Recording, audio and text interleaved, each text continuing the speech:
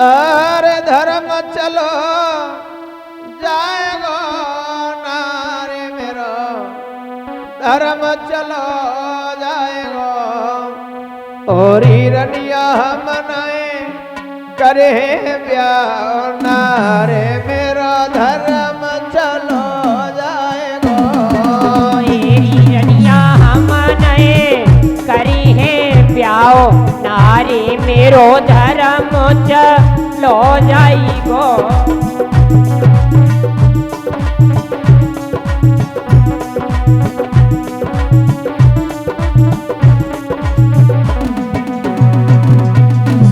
आज राजा जेवर सिंह कहने लगे रानी तुम दूसरी शादी की कह रही हो हमारा धर्म चला जाएगा हम दूसरी शादी नहीं करेंगे रानी। और सुनो ए धर्म चलो जाएगा नारे मेरो धर्म चलो जाएगा हिरनिया नारे मेरा धर्म चलो जाएगा और हिरनिया हम नहीं करी है ब्याह नारे मेरो धर्म चलो जाएगो।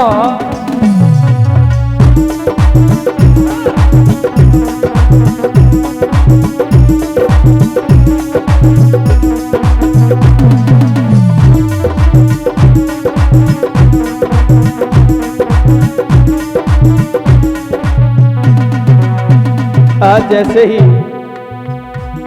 भक्तों राजा जेवर सिंह ने ये कहा है कि रानी मेरा धर्म चला जाएगा तो रानी वात्सल कहने लगी महाराज अगर तुम्हारा धर्म चला जाएगा तो मेरी एक बात सुनो।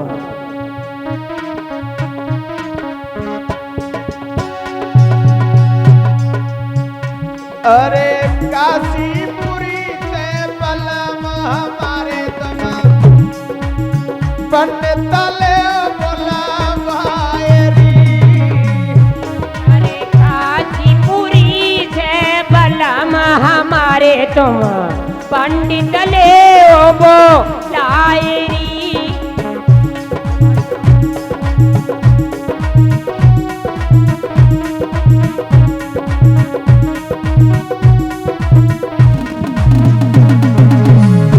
आज रानी वात्सल महाराज जेवर सिंह को समझाने लगी है महाराज अगर आप दूसरी शादी नहीं करना चाहते हैं आपका धर्म चला जाएगा तो राजा सुनो।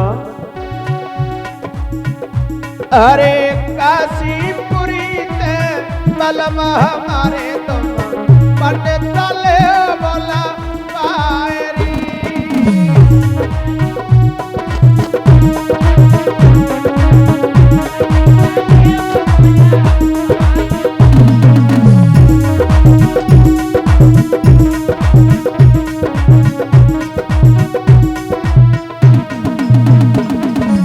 और महाराज अरे अपने कर्म की देख जचवाले राजा महाराज अरे अपने कर्म की देख जचवाले राजा मेरी कोकी की देख जा चाहिए की रेख जचवाले राजा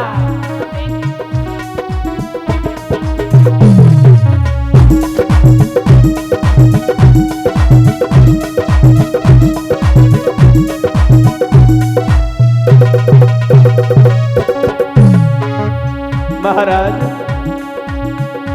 आप ब्राह्मणों को बुला लें और ब्राह्मणों से अपनी हस्त रेखा दिखा लें और हमारी कोख जचवा लें। और रानी बोली अरे अपने कर्म की देख जचवा ले राजा मेरी कोख की देख जचवाई ओरी।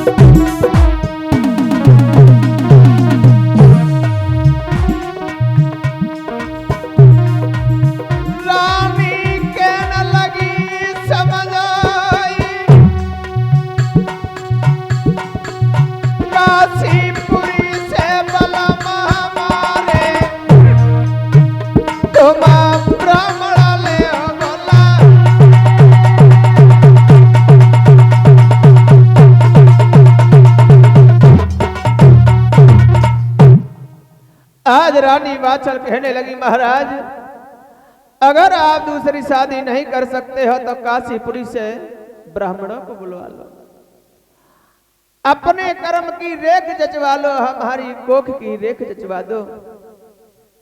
आज राजा जेवर सिंह ऐसा ही करते हैं भक्तों, काशीपुरी से 10 ब्राह्मणों को बुला लेते हैं और राजा जेवर सिंह कहने लगे हैं महाराज हमारी किस्मत में और हमारी रानी की किस्मत में क्या लिखा है। लेकिन भक्तों कोई भी ब्राह्मण बताने के लिए तैयार नहीं हुआ। क्यों क्यों बताने के लिए तैयार नहीं हुआ? पता है भैया, डर बहुत बुरी चीज होती है। राजा वाली बात भैया, और गांव को अगर प्रधान होए और गांव को प्रधान को सभा में खड़ो होए और वहां पे 4-6 आदमी बैठे होए तो प्रधान के आगे कोई बोले वो नहीं चाहते।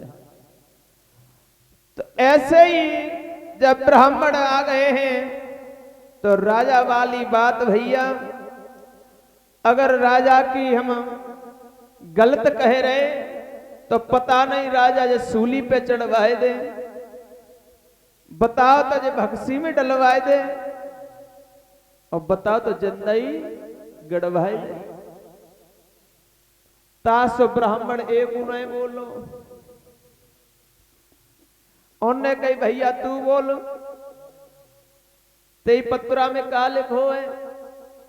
तो गुरुदेव वो भी ब्राह्मण कहने लगा है कि भैया हम नहीं बोले, अगर राजा के सामने हम बोले तो राजा अवश्य हमें मरवाई दिए। तासु भैया हम नहीं बोल, तू ही बोल। तो आज कोई एक भी ब्राह्मण राजा के सामने नहीं बोला है, लेकिन भैया हमारी जैसी जे अम्मा बैठी, पेट में दांत न है, वो मुंह में दांत ना है, पेट में ना है। हाँ सॉरी गंद, पेट में दांत ना है, अरे फिर से गलती है गई।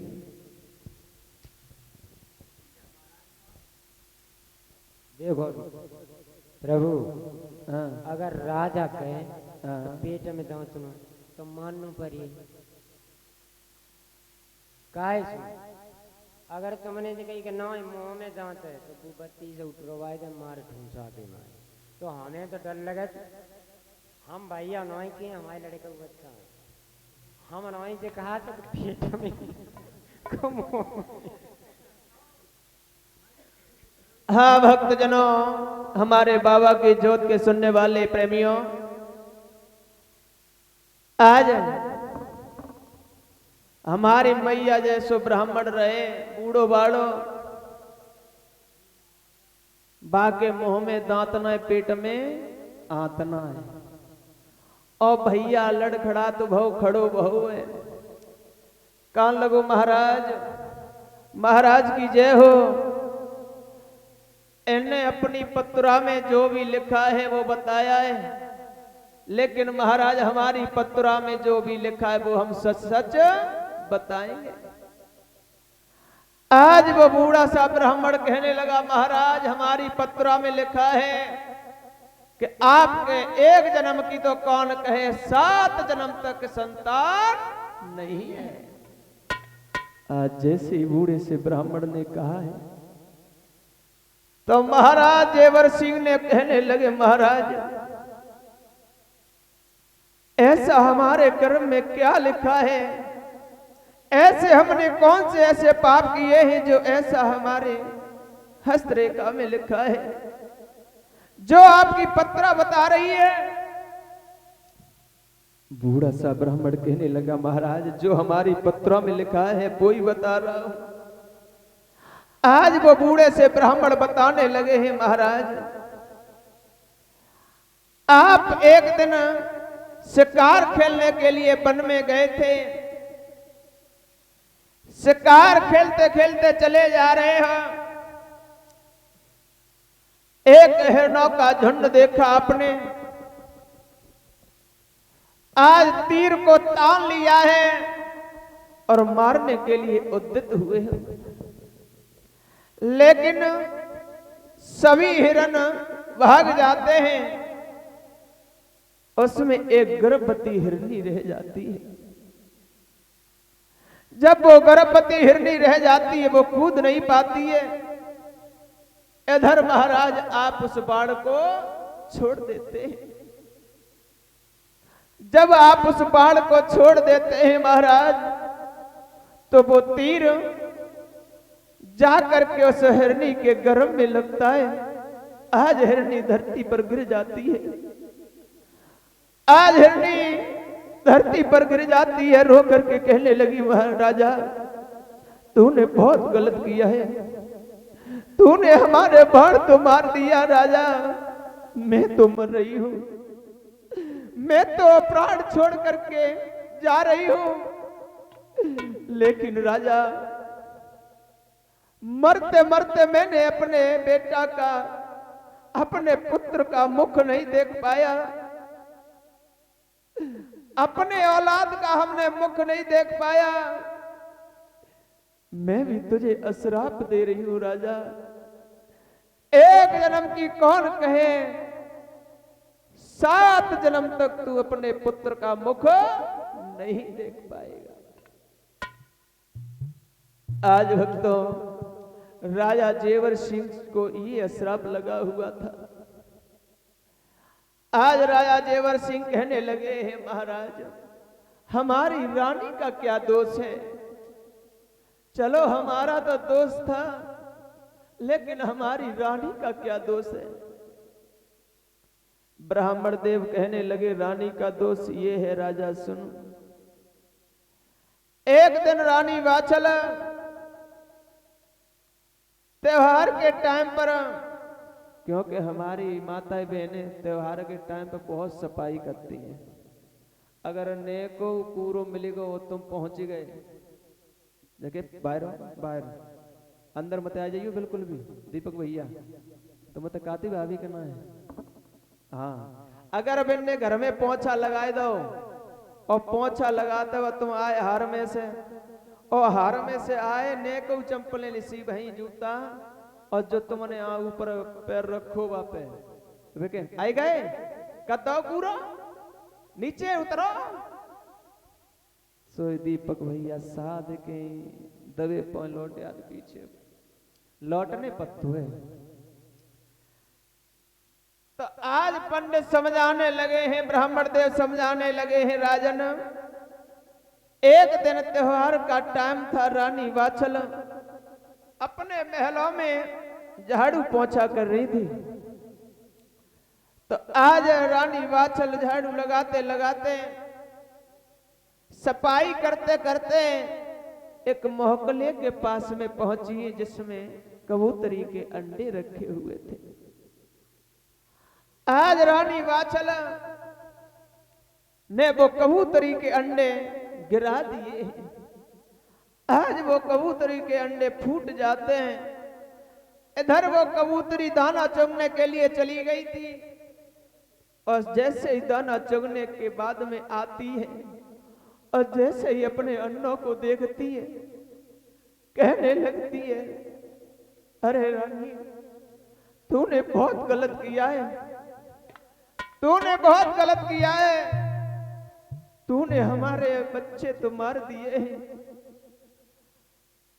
क्योंकि हमने अपने बच्चों का मुख भी नहीं देख पाया है, हमने अपने बच्चों को भी नहीं देख पाया है। आज वो कबूतरी श्राप देने लगी है रानी को, कहने लगी है, जा मैं तुझे श्राप दे रही हूं, जैसे मैंने अपने बच्चों का मुख नहीं देख पाया, वैसे ही तू भी एक जन्म की कौन कहे 7 जन्म तक अपने संतान का मुख नहीं देख पाए। आज ब्राह्मण देव भक्तों राजा जेवर सिंह को समझाते हैं। जैसे ये बात सुनी है राजा जेवर सिंह ने, राजा जेवर सिंह कहने लगे तो क्या करें? आज वो ब्राह्मण देव कहने लगे ऐसा करो, अपने पुत्रश्रेष्ठ के लिए एक 9 लाख का बाग लगवाओ और उसमें कुआं खुदवा और एक गौशाला बनवा और एक भोले बाबा का मंदिर बनवा। जब कोई संत महात्मा तुम्हारे बाग के बीच में आएगा और कुएं के पिएगा ठंडा नीर और मंदिर में करेगा पूजा, तो तुम्हें खूब आशीर्वाद देगा, कहेगा भला हो कुआं का खुदवाने वाले, मंदिर के बनाने वाले, तेरी आस औलाद फले और फूले।